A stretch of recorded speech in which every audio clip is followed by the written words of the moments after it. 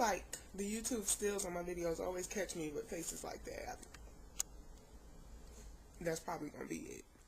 So apparently like 101 people on YouTube really like my videos because I have 101 subscribers. And when I started YouTubing, it was kind of like I was bored and I needed something to do. So I never thought that anybody would subscribe to me. And like some of y'all actually like I consider friends. So thank you so much for subscribing. Okay, so I have to tell y'all, I'm sitting in human development class today. And it's patterns of family interaction. So we talk about like patterns of family interaction. Yeah, it's only the first week of classes, so I don't really know like what the class is gonna be like or whatever. But so the professor asks us, cause he brings up a slide and there's this graph on it of marriage rates for white people, for Hispanic Americans, and for black people. And Americans, and he asked like, why do African Americans have the lowest marriage rate, and then Hispanics the second to lowest, and second to lowest, and white people have the highest. This little girl sitting next to me gonna politely raise her hand. She's white because there's like 0.2 black people at my school, so of course she's white.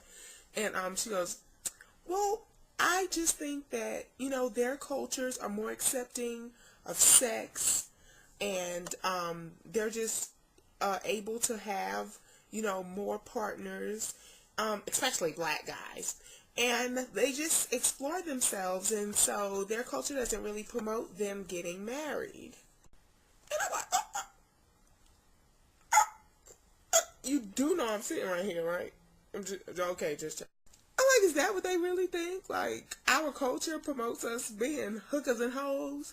No, boo, you need to change the channel for BET, because that's not what my mama promote.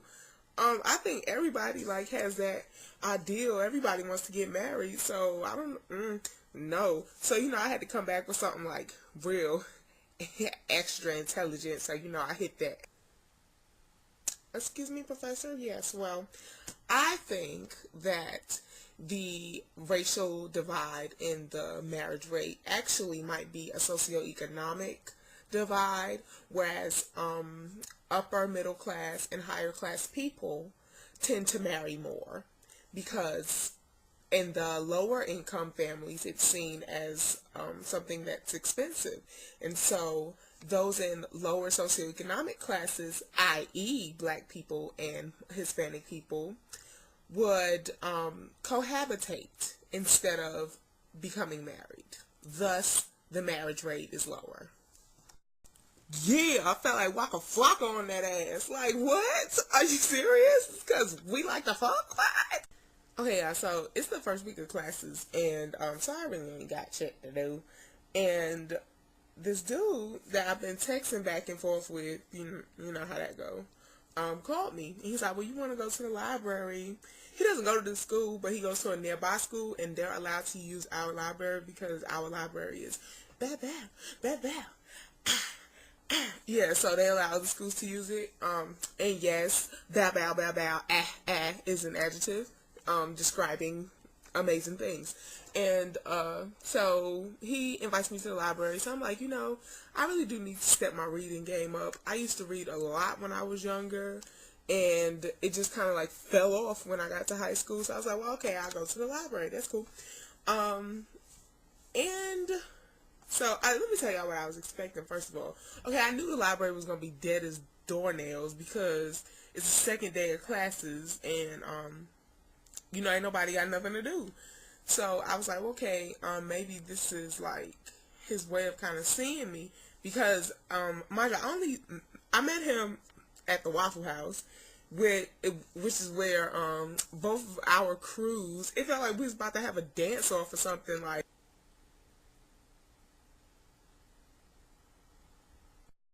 And my friends all staring right back like.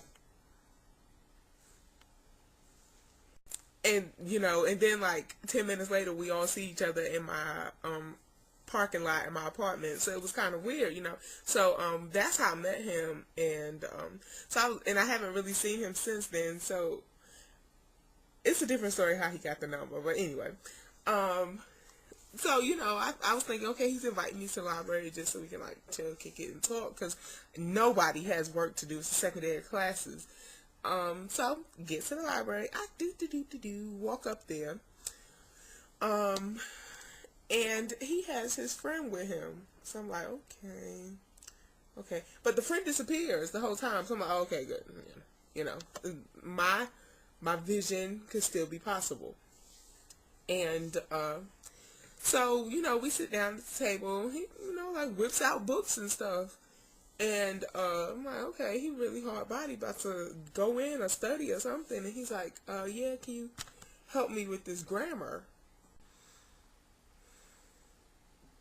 Grammar?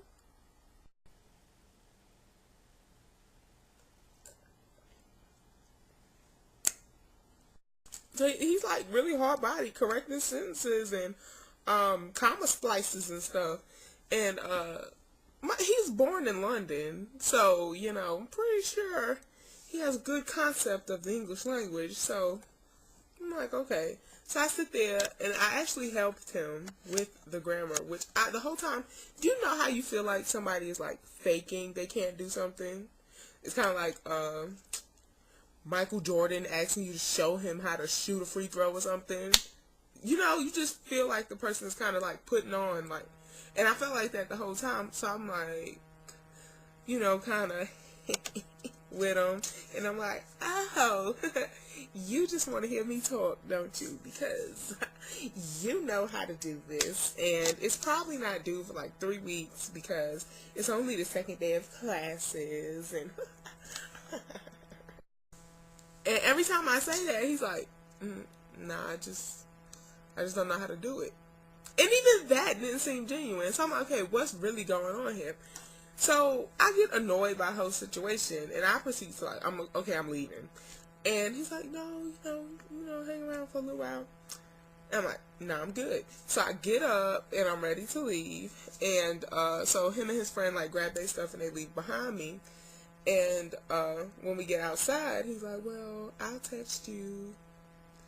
And gives me like this really awkward hug, like one of those, alright, well, I'm gonna holler at you. Alright, deuces. I don't know, y'all. I have terrible luck when it comes to picking dudes. I always pick the fucked up ones. I don't know why, but and so I tell my friend Brittany about the whole library fiasco, and she's like, well, give it 2 weeks, and if he doesn't say anything in 2 weeks, cut it off. Mind you, Brittany is like hopelessly optimistic. She sees the positive in everything, and it's like, damn, Brittany, can we just have this, yeah, you're right, dog, this fucked up moment, please. Other randomness from my first week of classes, the bookstore really screwed me this semester. So they sell me like 30 books. And I'm like, damn, my teachers went hard body this semester giving us textbooks and stuff. No. 6 of the books I didn't even need. And when I return them, they're like, oh, yeah, these books are not going to return for their full price. Excuse me? It's the second day of classes. What do you mean I can't get all my money back? You gave me these worthless books and you telling me I can't get all my money back? And then they don't even have a textbook for one of the classes that I'm taking. They're like, no, we didn't sell out. We just didn't order it. So find another bookstore. Somebody bookstore. I'm here for you to get on your job, boo. You're the bookstore. But the other day, this girl was like, why you know, dark chocolate has like a lot of calories. And I was like, what? I thought like the darker the chocolate, the better it was. But anyway, if y'all know anything, let me know. I'm finna go because I feel like this video got long for no reason. So, talk to y'all later. Deuces.